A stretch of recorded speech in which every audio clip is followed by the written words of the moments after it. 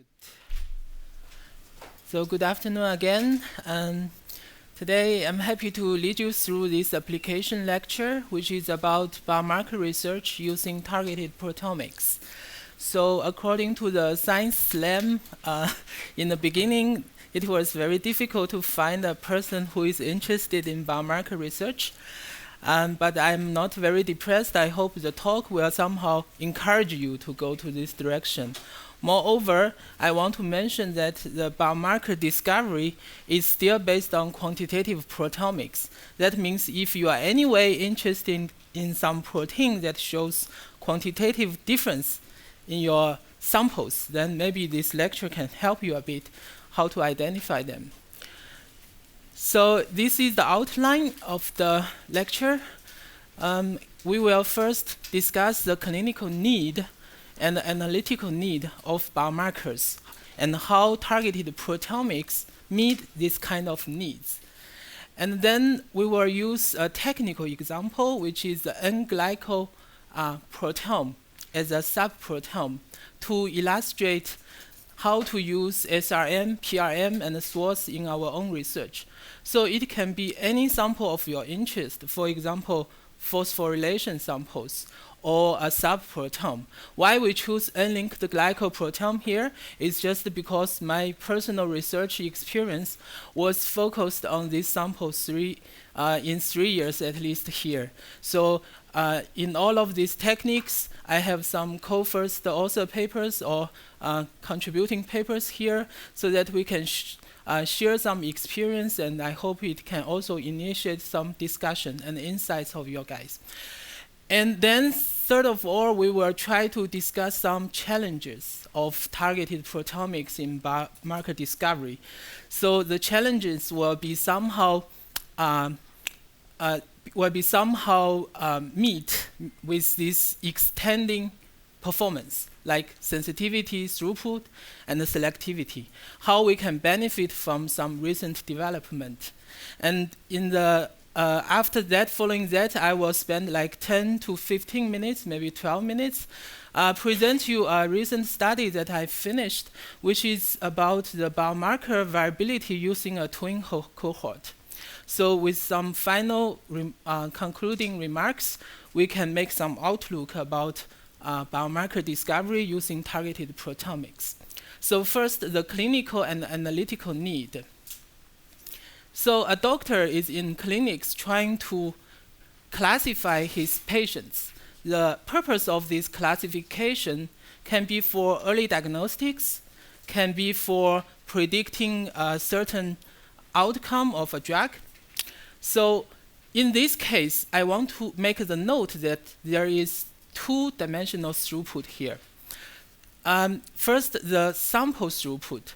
So in a clinical setting, you need to deal with multiple samples. So it will be a large scale of samples, hundreds of patients. And based on the quantitative result from these hundreds or thousands of patients, you will be able to make some prediction, like, for example, using this ROC kind of curve. And in another dimension is actually we call analytic throughput. That is also very important. That means in one specific individual, you can be interested in thousands of proteins. Here you can see the distribution of all the plasma proteins in human beings. And there can be thousands of proteins here. You might want to analyze many of the low abundant proteins. So you also need to have the analytic throughput. So it is very important to recognize this need, two-dimensional throughput. And in another perspective, from the analytical need, what will be the ideal optimal method from proteomic field to match the clinical settings? First, accuracy, and then reproducibility. This is also easy to understand. This is related to the concept of intraday CV, technical CV, and whole process CV. So if you read all these literatures these days, normally it's very safe to report these values so that your reviewer will not complain. And then it's sensitivity. This is also very important. For example, PSA for prostate cancer, AFP for liver cancer, these are all very low abundant plasma biomarkers. So how to make sure your sample detect them, capture their signal. This is also related to the limit of detection and quantification. So selectivity, we talked about it also. For some modification, it could be useful, and this certainly PRM is doing better than SRM in this regard, which is similar to source mass. And the speed, this is high sample throughput we already discussed.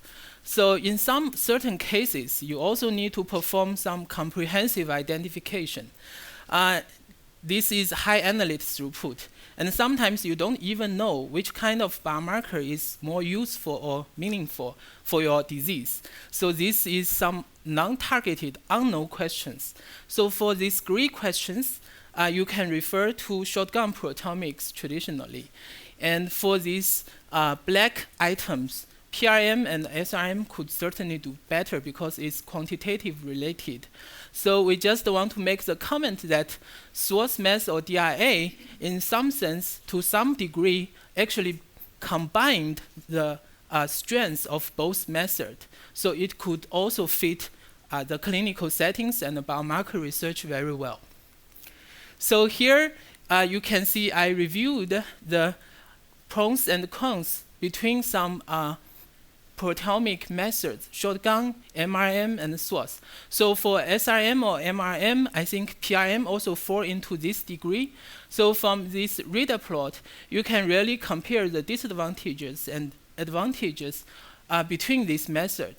For example, across the whole week discussion, we know that shotgun is doing quite okay for proteomic coverage, but the quantitative side, like the accuracy, LOQ, sample throughput, reproducibility, dynamic range, so these parameters are less good than SRM. And SRM and the PRM are certainly very good at this quantitative side, but for the protein coverage, since you only have a small list, so the coverage is not that high. And for source, it actually have some combined advantages here, like it reserves the quantitative performance from SRM, and you heard from Lucas this morning that if you use the similar acquisition sample time, it seems the proteome coverage is even better for DRA or for source. So with these parameters in quantification, you can see that they fit different phases of biomarker discovery. Shotgun will fit the discovery phase, and SRM, PRM will fit the verification and validation purpose, and the source can fit both. This is somehow my personal view. So I want to draw your attention to this MCP paper. The first author is actually Steve Carr, and they held this conference in the States with all these experts in the targeted peptide measurement in biomedicine. So in this paper, they actually try to classify the current targeted peptide measurement into 3 standards or 3 tiers. The tier 1 is called the clinical bioanalysis standard. So it has a very high standard for the precision, specificity, and also it is ready for some clinical usage. The tier 2 is for the research usage purpose. So here you will focus to quantify proteins, peptides, and post-translational modifications for tens or 100 or hundreds of analytes, for example.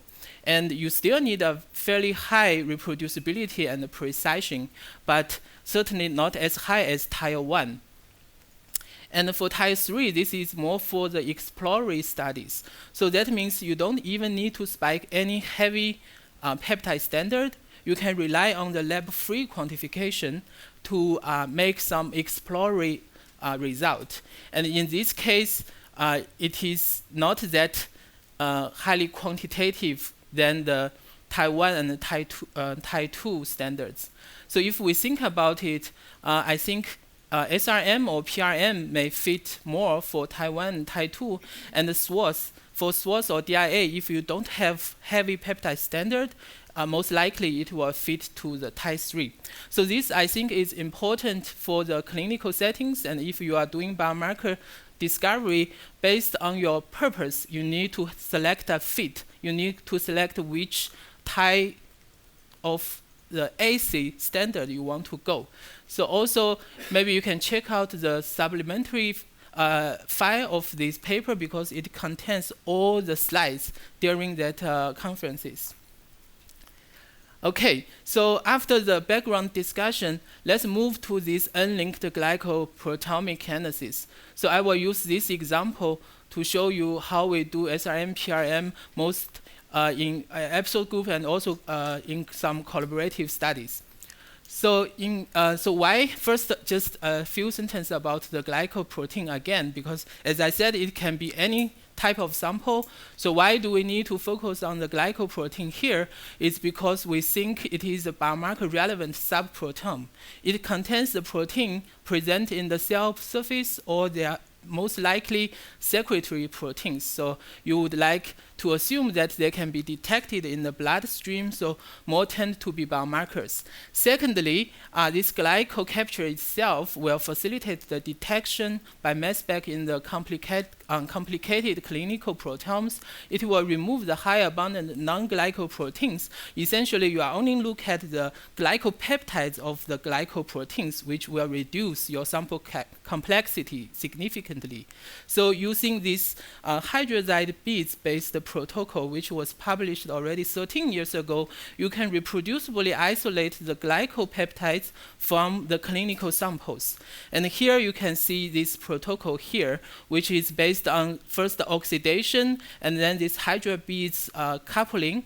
And upon the final step of PNG-SF releasing, you will have this glycopeptide characterized by non-glycan structure left.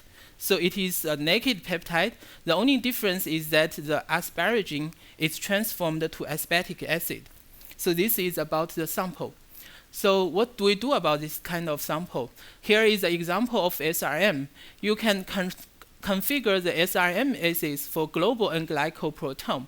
So in this MCP paper, what we did is that we start from all the glycoproteins that could be interesting in human and mouse. So we've downloaded the data from Peptide Atlas, and then we select all the N-glycosite peptides from the Uniport protein database based on these keywords like glycosylation, transmembrane, so on and so forth.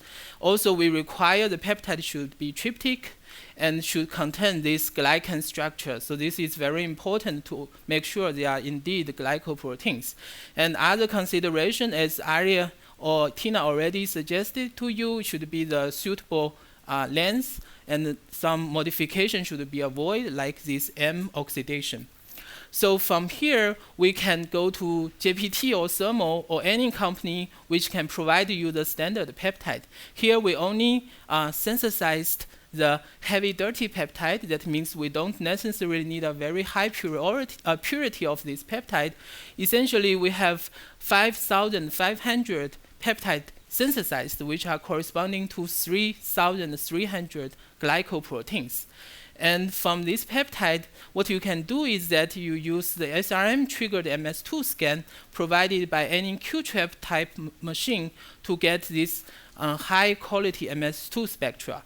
From here, you can perform the routine database search against the FASTA from this peptide, and then extract your SRM assay based on the top transitions. So once these assays are configured, we can put them into the SRM Atlas so that everybody can download this assay and apply it in their own studies if they are also doing N-glycoproteomic analysis. So Hood and Sylvia, who are two previous PhD students in the lab, applied this kind of spectral library for SRM in some plasma samples. So they managed to measure 15 N-glycoproteins reproducibly between all these 120 plasma samples consisting of different cancer types and also some healthy donors. So you can see some cancers are clustered to each other, some not. So this is just an application example of how you can use the assays from SRM Atlas to navigate your sample and to quantify proteins. And this paper also, Olga showed you quickly, this was also done by Sylvia, and you can see we started from the colorectal cancer. So we started from the tissue of these cancer samples, and then we compared the tissue versus the normal adjacent mucosa to try to identify that those glycoproteins differentiate between the tissue samples. And then Sylvia moved to this plasma. So what we essentially doing here is to scale down this list into some lists that are detectable in plasma and also can be scheduled in one SRM measurement. So with this method established, we can move to a large-scale analysis where we can reproducibly quantify 70 of these 90 proteins among this large number of samples.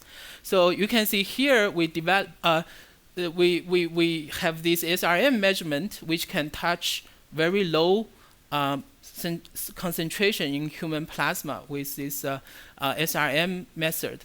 And these red dots and blue dots means antibody available proteins and antibody not available proteins. So essentially by using SRM, you really developed some new measurement method which can be applied without an antibody.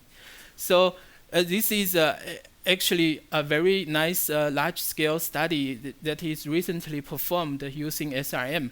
And I want to make an additional note here. So at this step, we actually used the SRM assay directly from SRM Atlas.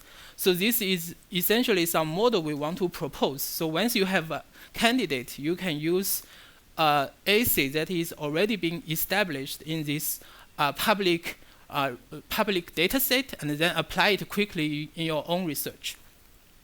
So this is the SRM example.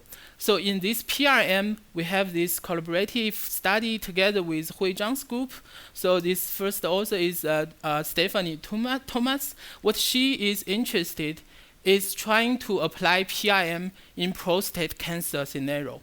So in that case, I gave her our SRM assay, where Stephanie can start to develop the PRM assay. And interestingly, as we learned previously from Jack Jeffrey or other scientists, that we don't necessarily need to have a transition list for developing PRM. So what Stephanie essentially needs is just some peptide from me, and then also the charge state of these peptides. And from there, she can use this heavy peptide dilution and spike it into this glycopeptide we isolated from human plasma to essentially ask the question how deep we can go and how reproducible this assay can be. So this is this tier 2 assay development as we just discussed. So in this kind of assay, you still need to report a full set of parameters such as LOD, LLOQ, the limit LOQ or the upper boundary LOQ, linearity, carryover, specificity, and all these CVs.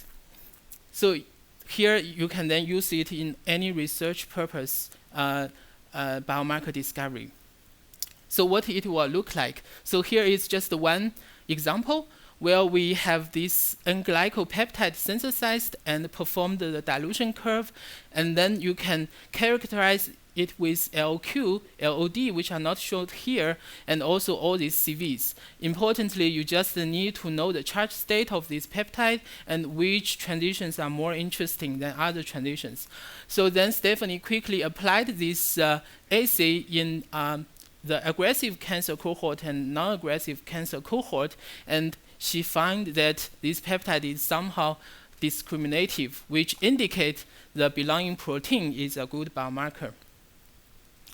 So now we heard the story about SRM and the PRM for this specific sample, and here I want to show you the source analysis. So in this source analysis, the first thing is still about spectral library. So what I did here is to measure all of this peptide in our triple TOF instrument, because we heard from previous talk that the best library is always coming from the same machine that I used for measurement. So essentially what I did is very simple. I just split this 5,000 glycosite into several shotgun pools, and then I can measure them in the shotgun mode in triple TOF instrument. And then I can build a library based on all these identifications. So here is what I essentially presented for this tissue-based prostate cancer biomarker discovery story. So we have this library generated from the peptide, and then we can build this library. We go to this source data set to perform targeted data analysis, and then we can get the quantitative values of these glycoproteins. And then we can perform some follow-up bioinformatic analysis. So here we started from 4 different clinical subtypes of prostate cancer. And our goal is really to differentiate the non-aggressive cancer and aggressive cancer. So if you are familiar with prostate cancer, you know that many cases people get overtreated when they have prostate cancer. And it is very important to somehow isolate this non-aggressive cancer from these aggressive cancer cases. So here is some result. So here you can see we based on the sample-specific library, this shotgun library, performed an identification. And also we can choose to use the N-glycopeptide atlas source library. So what is the identification difference? You can see that you on average identify 1,000 glycopeptides if you use the sample-specific library, but if you include the additional assay from the library that I generated, we can increase the identification by 30%. So this showed that in SWOS it's always better to optimize some identification libraries, and also try to, you can always try to remine your data based on the new evidence or the new assays. So here is some result between the ELISA measurement and the SWOS analysis. So I guess you heard from Rudy that how we digitalize a sample. I just want to use this profile to say it's really a digitalization, because this is PSA measured by ELISA, and you have this profile between samples. And if you just re-extract the signal from SWOS maps by the targeted data analysis, you have exactly the similar profiling pattern. And based on this, we can perform the quantitative proteomics for 1,000 N-glycosides, and then try to perform the differential proteomic analysis. I will not show you the validation of some biomarkers here between the NAG and the AG. I just want to say that after this profiling, we selected some biomarkers and validated based on the antibody staining and the tissue microarray analysis. So this is an example of SWOS.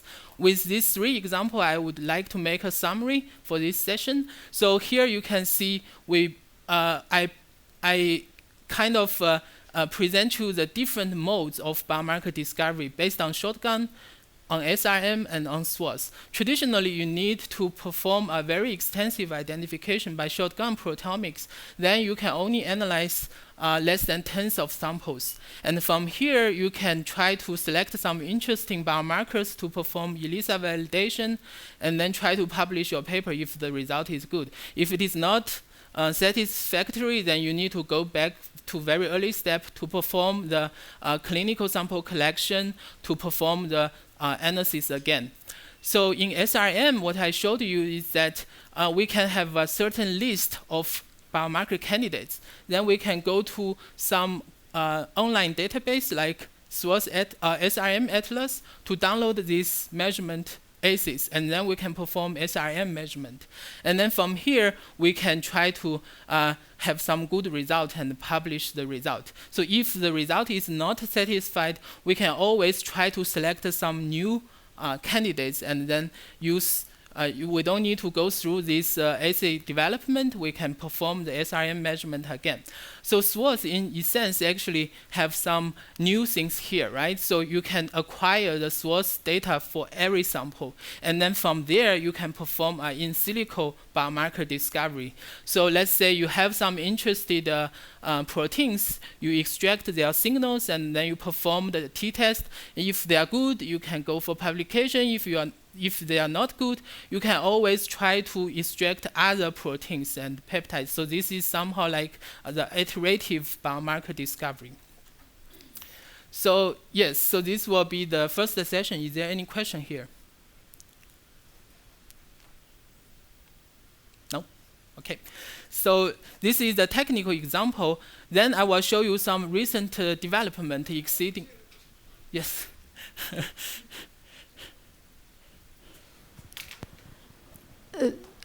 I believe that when you have the glycopeptide and then there's glycolytic chain, then you might not have such an efficient digestion of the peptide in that region, so of this glycosylation. So how do you kind of improve it? And I believe that also solubility of such proteins is much lower. So do you have to come up with some fancy protocol of how to? Yeah.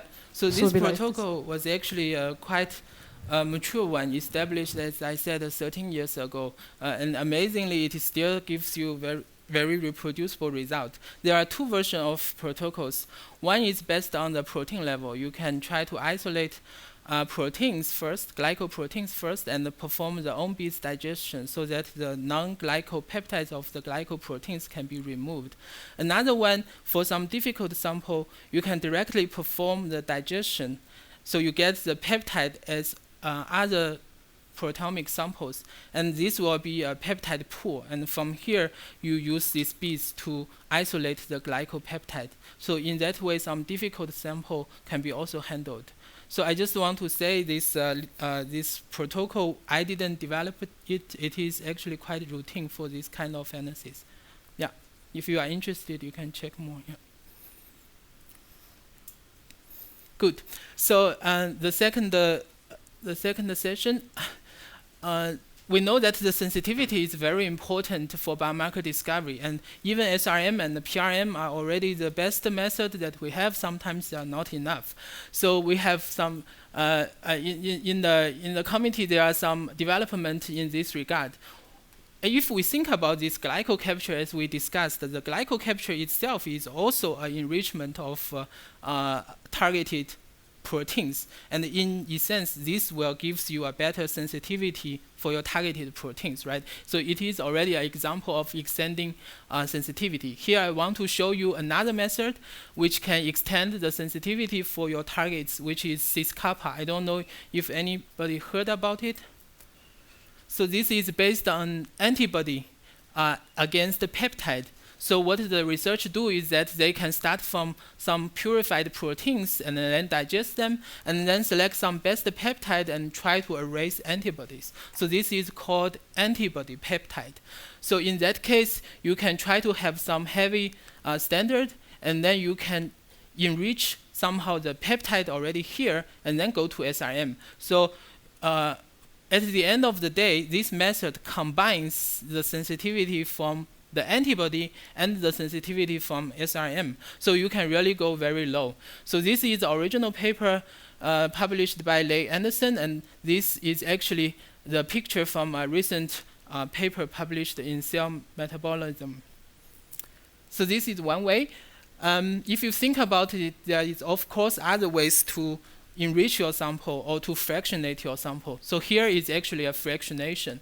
So this was done in Dick Smith's lab recently, actually already several years ago, but it is a method that people always talk about. So this is based on the 96 well plate fractionation. So let's say you have the peptide from your sample, and then this will be a T-shape. So in one fraction of the sample, you can always try to monitor the heavy peptide standard that you spiked into the sample. So once there is a signal here, you can try to go to this dimension. So in this dimension, the sample is fractionated continuously into the 96 well plate.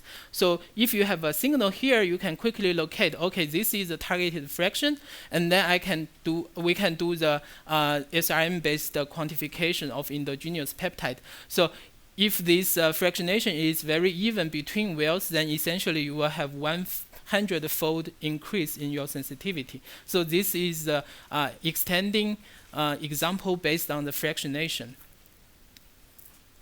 So they try to show that it is very correlated with the ELISA result in human plasma for PSA. So besides sensitivity, another thing that you might need to have is a throughput. And Rudy already presented you this paper, this work done by Tiannan Guo in the group. So here, what Tiannan is aiming is trying to have a very rapid mass spectrometry conversion from the clinical biopsy sample into the digital maps in proteomics. So what he's essentially using is this biocycler, which is a commercial device where you can apply the pressure cycles and kind of trying to do a massage on your proteins, and then of course the digested peptide. So this massage will increase the speed of the protein extraction and digestion. So essentially the goal is to get the proteome within 1 day. And Tiannan also did some qualification analysis, like he compared the missing cleavage ratio between this PCT digestion towards the traditional digestion. So slightly the miscleavage peptide is more with PCT, and the general CV for majority of the proteins, you can see a CV less than 50% for the injection batches and the digestion batches. So this is for throughput. Just want to quickly show you another example, which is about selectivity. So this is the work I did together with Christy Hunter in Sykes. So here we try to reduce this window size for source mass. So this was some work I did with Ben also. Then we applied this method in the human plasma digest. And you can see if you use 64 windows or 100 windows in their latest 6600 machine, we have different numbers of proteins, and essentially this higher selectivity also ends up with higher sensitivity. So there is some improvement space for the current source method if you want to try. Yes, so any questions for this part?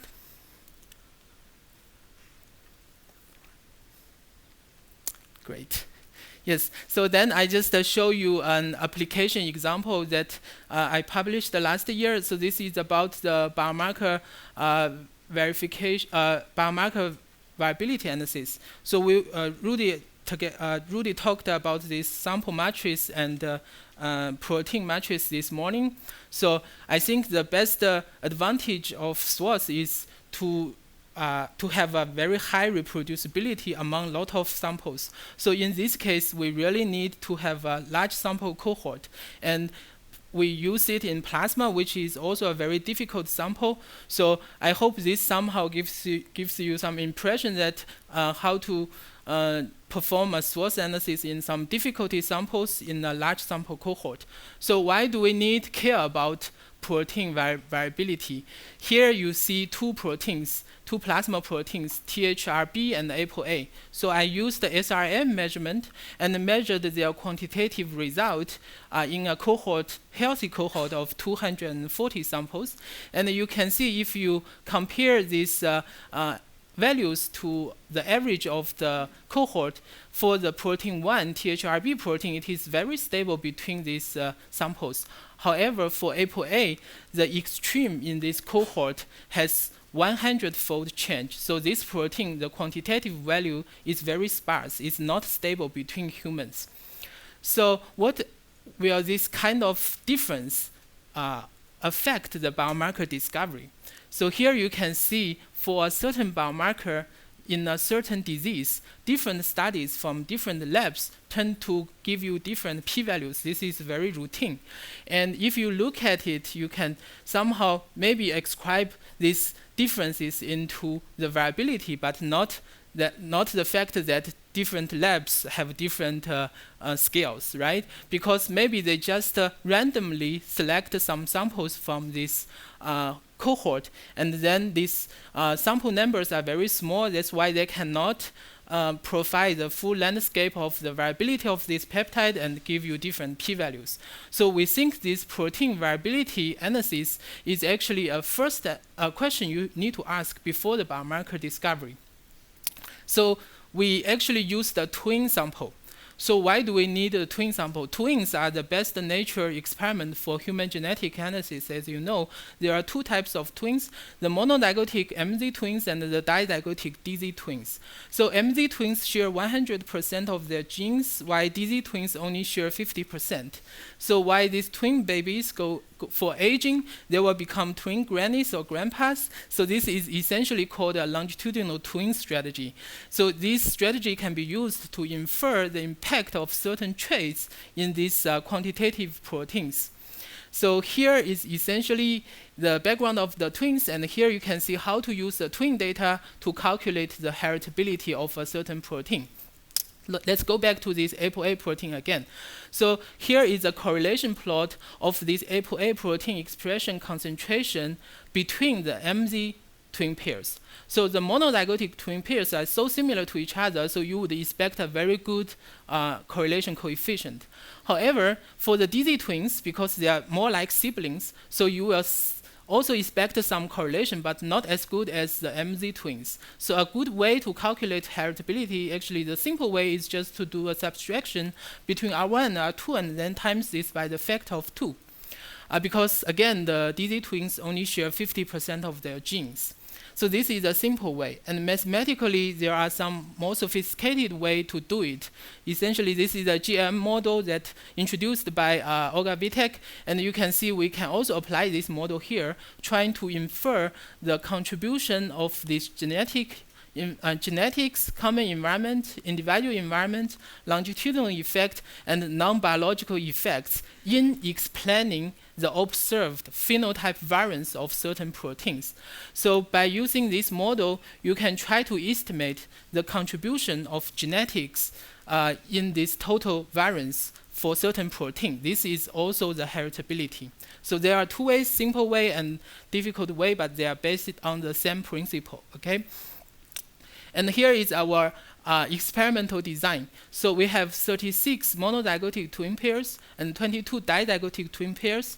And then we collected the samples with a time interval of 2 to 7 years. So the middle time is 5 years. So all of these twins visited the center twice. This is a typical longitudinal study of the twins. And then we digitalize all these 232 plasma samples into source maps.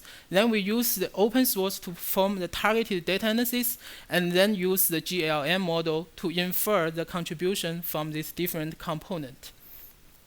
So how to build the library? So this is actually a application case. We discussed how to use the best size of the library and how to maximize your identification. So here, essentially, I used the two resources. The first one is sample-specific library, where I used the depleted plasma mixture together with the SAAX fractionation. And we have like 600 proteins here. And then I cannot directly apply pan-human library due to the discussion yesterday I presented you. So I start with a high-quality list published by in MCP paper, and then overlap with our pan-human library and get a second set. So by combining these two resources, I come up with a very comprehensive library. So here you can see the two resources will give us a combined library. So this library has 1,600 unique Swiss spot proteins. So it is of course also of a very optimal size, right? Where you can avoid some of the FDR problem at the protein level, as we discussed yesterday. So from this library, we can go to all these source maps to perform the targeted data analysis, and then we can combine this result and merge. This result will be virtualized as this hierarchical clustering analysis with a heat map. So here you can see this dimension. The y dimension is the proteins, and the x dimension are all these twin samples. So directly, you can already see some twin samples are clustered together. So this suggests that these twin samples globally also have a very similar plasma proteome quantitatively, and also it validates our source result. So our source data actually reflect this similarity, right? So here you can see the protein variability again. So this is a plot for all these 342 proteins I managed to measure in this cohort. And you can see the relative fold change of the average of the cohort. So some proteins are very stable, like these proteins. Some proteins in this healthy cohort is already quite variable. So you can easily imagine if you use this kind of proteins for biomarker discovery, you certainly need a much larger sample cohort to really infer a very significant p-value or a very qualified result. So this is, again, showing you that the protein variability is a protein-dependent phenotype or property that you need to consider for biomarker discovery studies. So here is the GLM model result, where we try to infer the percentage or explained by heritability, common environment, individual environment, longitudinal factors, and other factors to all of these proteins. So we sorted based on the heritability of the proteins. Here you can see the most heritable protein is actually ApoA again. So 66% of this protein, the variability can be explained by the genetics. So this essentially means that if you want to use this protein to be a biomarker for some environment-based disease, then you will not have a good result, right? So based on this result, we can try to zoom in to look at some biomarker candidates. Here are the biomarker candidates that people discovered in some clinical proteomic studies. So for 8 of them, we find an interesting phenomena is that in our results, the longitudinal effects actually explain more than 30% of the variance of the quantitation in these proteins. So what does this mean? This means this protein abundance changed over the 5 years for the same sample. So that means if you really want to apply this biomarker in your study, then you need to factor in age. Sometimes you maybe need to report this age cutoff, age-based cutoff, the quantitative cutoff for 30 years old, for 40 years old, and so on and so forth, because the longitudinal effects really affect the protein quantities here. So based on the data, we can also infer some interesting biological results, like I performed the GO enrichment analysis, and you can see this GO process emerged immediately, and you can combine them into some functional clusters. We find here we find that the immunoresponse, glycocoagulation are those functions tightly regulated by the heritability, while the hormone response is regulated by aging. And also there are other processes such as the proteolysis and the lipid metabolism are more affected by the environment. So this PQTL study we can also perform here. So Rudy mentioned it in the morning. Here you can see that we identified 13 genes with a statistical significant PQTL result. And if you compare this to the eQTL, the expression QTL, you can see that there are 5 overlaps. So this QTL will also find in the mRNA data in at least one of these 4 tissues. So what is QTL mean? Here just to show you quickly an example to establish the link between genetics and proteomics. Here you see the genotypes of each SNP. And for certain SNP, you can see different genotype have a different abundance of the protein. So this actually shows you that in this healthy cohort, the genetic variation had a direct impact in the abundance of certain proteins. So this essentially is called a PQTL. So with this, we go to the conclusions and outlook. I hope I showed you that the SRM and SWOS assays significantly facilitate the targeted navigation in clinical samples, and we should admit that SRM and PRM still holds better sensitivity than SWOS and DIA and allows for the validation analysis in biomarker research. And the SWOS technique showed an extremely high degree of reproducibility in both identification and quantification, essentially have the advantage at this 2-dimensional throughput. So this allows us to uniquely analyze the biological variability for biomarker study, as I showed in the twin samples. And the method extending sensitivity, selectivity, and throughput are being developed, and this development will continue. And maybe we should also think in how to really increase this performance in our own studies. And the unique advantage of SWOS is the biomarker discovery and the personalized medicine. So in the final slides, I want to show you how the SWOS model can somehow change the current clinical settings. So let's say this is the carcinogenesis of a certain cancer. So the cancer can be divided into different staging. So in the traditional way, we normally we are only able to get the samples at the late stage when cancer is onset, and then we will store these samples and then try to perform the biomarker discovery for some new biomarkers. And once we have some good candidate, we will try to find some early samples to validate and verify them. However, if you have the SWOS data, you can try to acquire the SWOS map for all of these stages and all of these samples. So once these samples are digitalized, you can try to do the biomarker discovery in silico, try to compare these samples in your computer directly between them, and then try to perform a biomarker discovery and verification on these digital maps. So this will be somehow a model that could be useful to think about to support this identification, especially for the early diagnostic biomarkers. Yes, so with this, I would like to thank the following guys and you for your attention. If you have more questions.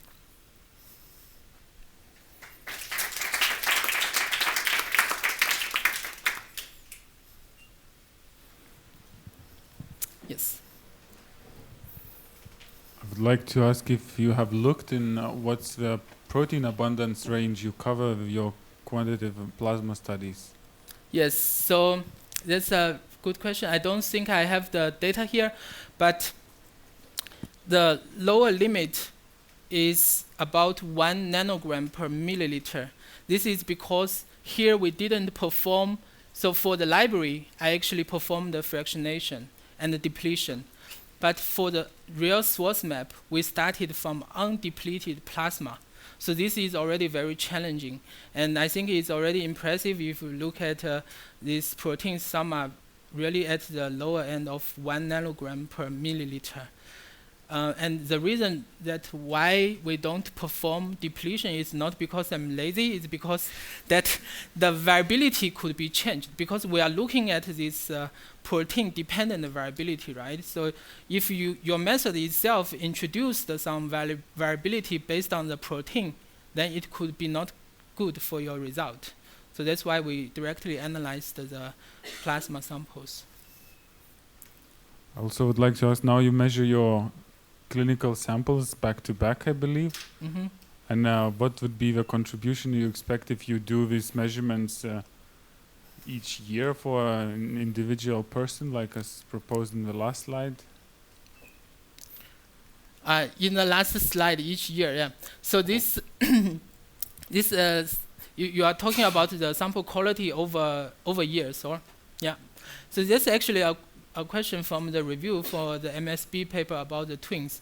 So they want to say, okay, maybe after 7 years, things are already changed, and what you are looking at is actually the effect from the longitudinal process in your freezer, right?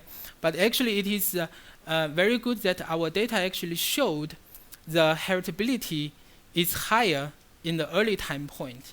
This data I didn't show, but if you look at 2 time points apart from 5 years, the heritability can explain more for the old samples. So that means the old samples still have very valuable information here, and then the heritability really goes down for the second sample, which are new samples. So that's why I think I also try to look at all the literatures to discuss this. There are some papers I find trying to say at least 6 years in -80 freezer should be fine. Yeah, I try to also reply the review question in this way. Yeah, and they're happy with it. So what about, so you wouldn't measure your samples at the time when it was actually collected? Yeah, ideally you can, but for the twin study, we didn't, right? We need to wait. we cannot plan before I come. So Yeah, but do you expect variability would increase substantially if your measurements are 1 year apart for the same patient? I think so, but I also think, I mean, after 5 years, maybe you have a better machine. So you would also increase a lot of batch effects, right? If you would collect your samples and then measure them immediately, and then wait 5 years, get another bunch of samples, and then measure these.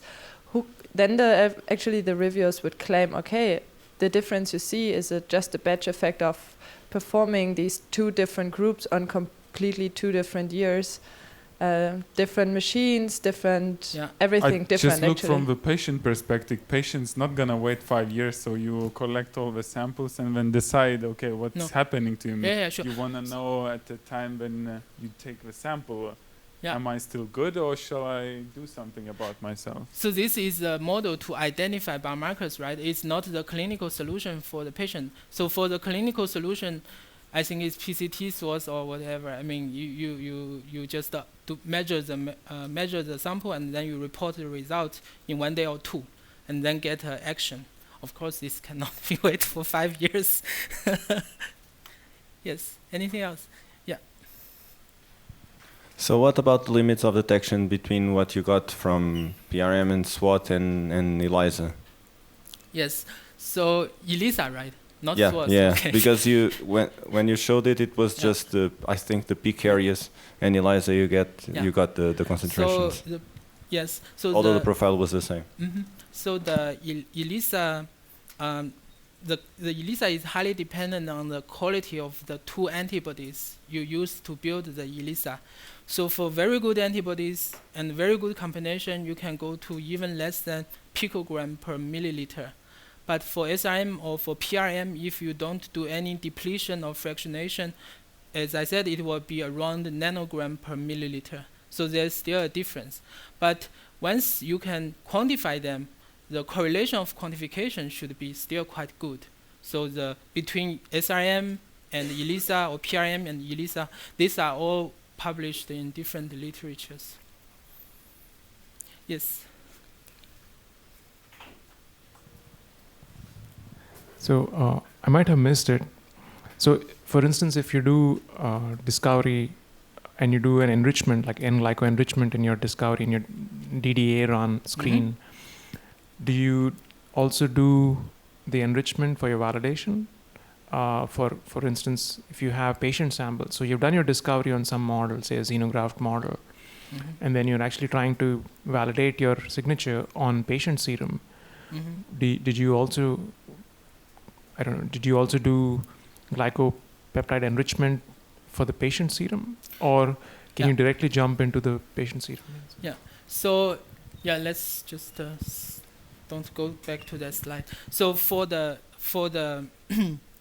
for the twin study, we used undepleted plasma. Of course, not even no glyco capture at all. But the glyco capture was designed in our group, and Betty is also involved in some of the project. Is trying to really look at the biomarkers.